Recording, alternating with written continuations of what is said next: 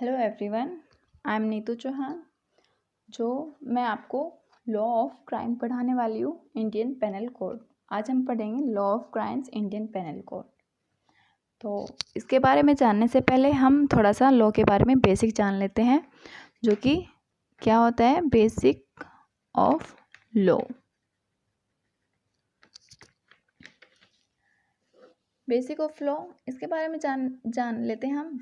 ये क्या होता है? रूल ऑफ कंडक्ट, आचरण का नियम।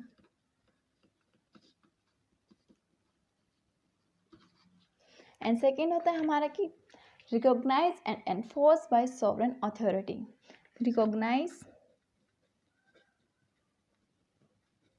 And enforce by sovereign authority. जो रिकॉग्नाइज एंड एनफोर्स करे सॉवरेन अथॉरिटी के द्वारा। सॉवरेन अथॉरिटी कौन सी? हमारी government of India. To maintain peace and order in the society में पीस एंड ऑर्डर्स को मेंटेन करे। तो ये हमारे बेसिक ऑफ लॉ है, जो रूल्स को कंडक्ट करे, recognise and enforce by sovereign authority to maintain peace and order in the society. जो लॉ होता है हमारे लिए सामाजिक तौर पे बहुत ही महत्वपूर्ण होता है। लॉ के बिना ना हमारे देश में कोई नियम होंगे, ना कानून होगा, ना कुछ और होगा, ना ही कोई किसी कार्य के लिए एक विधि होगी। इसलिए लॉ हमारे लिए बहुत ही महत्वपूर्ण है। तो लॉ में हम जानेंगे कि कानून बनता कैसे है। तो इसमें हम जानेंगे कानून बनता कैसे है। एक होती है स्टेट गवर्नमेंट एंड एक होती है सेंट्रल गवर्नमेंट।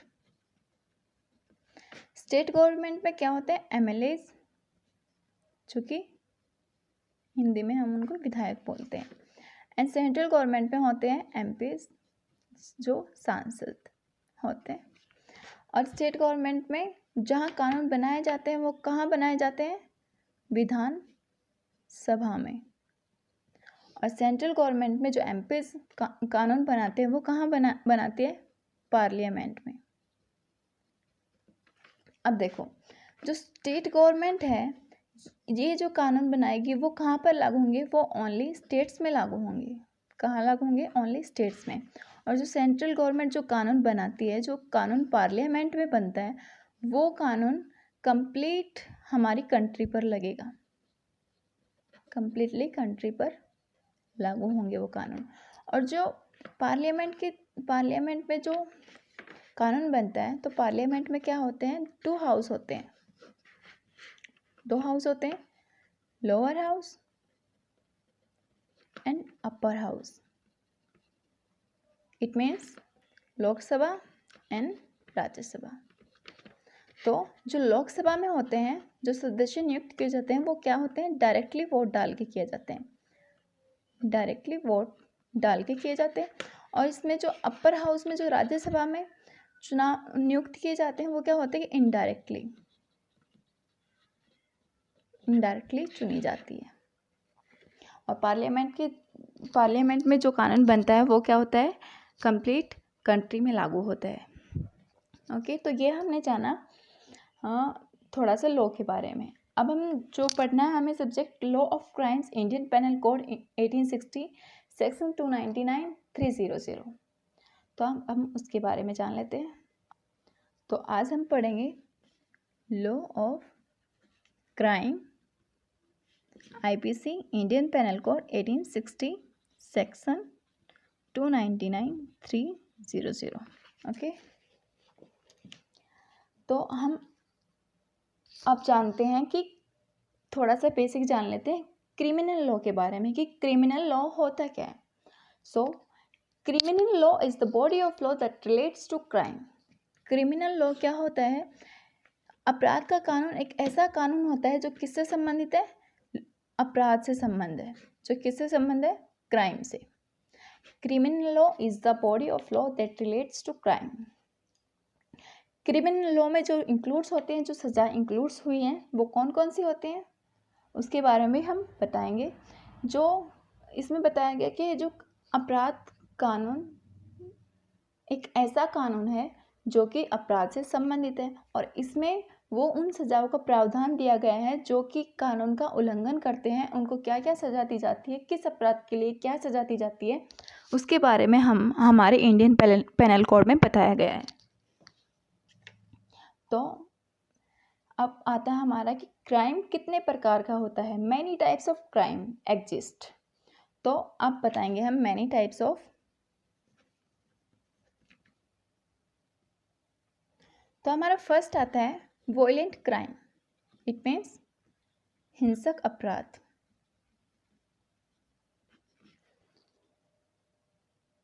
हिंसक अपराध में क्या आता है कि in a violent crime a victim is harm by or threatened with violence. हिंसक अपराध में आता है कि किसी पीड़ित व्यक्ति को हिंसा के साथ धमकी देना। Violent crimes include rape and sexual assault.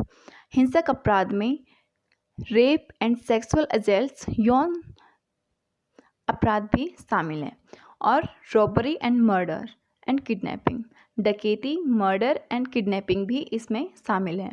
तो हिंसक अपराध में क्या क्या बताया हमने कि violent crimes include rape and sexual assault, robbery and murder, kidnapping. And हमारा सेकंड आता है ऑर्गेनाइज्ड क्राइम, जो कि है संगठित अपराध। तो संगठित अपराध का अभिप्राय क्या है? संगठित अपराध में वो अपराध आते हैं जो कि एक बड़े पैमाने पे किया जाता है। ये जो अपराध करते हैं वो उन अपराधियों का एक बड़ा समूह होता है जो कि मिलकर काम करता है, और ये अपराध बड़े पैमाने पे किया जाता है, और इनका कार्य क्षेत्र भी अपेक्षाकृत विस्तृत होता है, और इनके पास अपराध करने के लिए संसाधन बहुत अधिक होते हैं।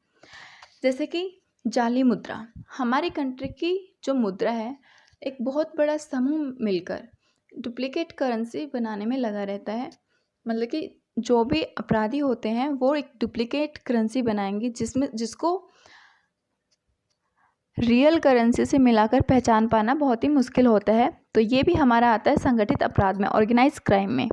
एंड सेकंड आता है हमारा तस्करी। तस्करी में क्या आता है कि सेकंड आता है हमारा तस्करी अपराध, जिसमें क्या आता है कि जो हमारी स्मगलिंग वगैरह करते हैं, नशीले पदार्थों का लेन देन एक जगह से दूसरी जगह पर पहुंचाना, और जो कैदी होते हैं जेल में उन तक वो वस्तुएं पहुंचाना जो कि जेल में लागू नहीं है, प्रतिबंधित वस्तुओं का वह उन कैदियों तक पहुंचाना, वो भी संगठित अपराध में आता है। और जो हवाई अड्डे पर विदेशी जो वस्तुएं लेके आते हैं उनका शुल्क जमा न करना भी संगठित अपराध में ही आता है। थर्ड आता है हमारा प्रॉपर्टी क्राइम।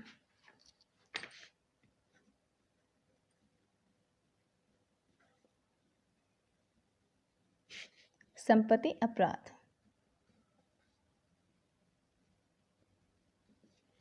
संपत्ति अपराध में क्या आता है? जिसमें निजी संपत्ति शामिल हो और अन्य अपराध हों, जैसे चोरी, मोटर वाहन चोरी, दुकानदारी की चोरी, बर्बरता शामिल हो। संपत्ति अपराध जैसे संपत्ति या कुछ अन्य लाभ प्राप्त करने के लिए एक अपराध है।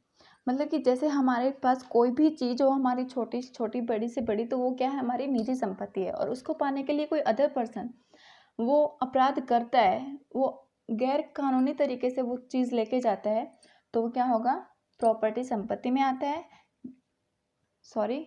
प्रॉपर्टी क्राइम में आता है। जो हमारी संपत्ति को हड़पना चाहता हो, एक इंसान दूसरे इंसान की संपत्ति पर कब्जा कर रहा हो, तो वो सब किस में आते हैं? संपत्ति अपराध में आते हैं। थेफ्ट, शॉपलिफ्टिंग वगैरह एक्स्ट्रा जो सब है प्रॉपर्टी क्राइम में आता है। एंड नेक्स्ट है हमारा कॉन्सेंसुअल और विक्टिमलेस क्राइम। इट मीन्स रूढ़िवादी या पीड़ित अपराध।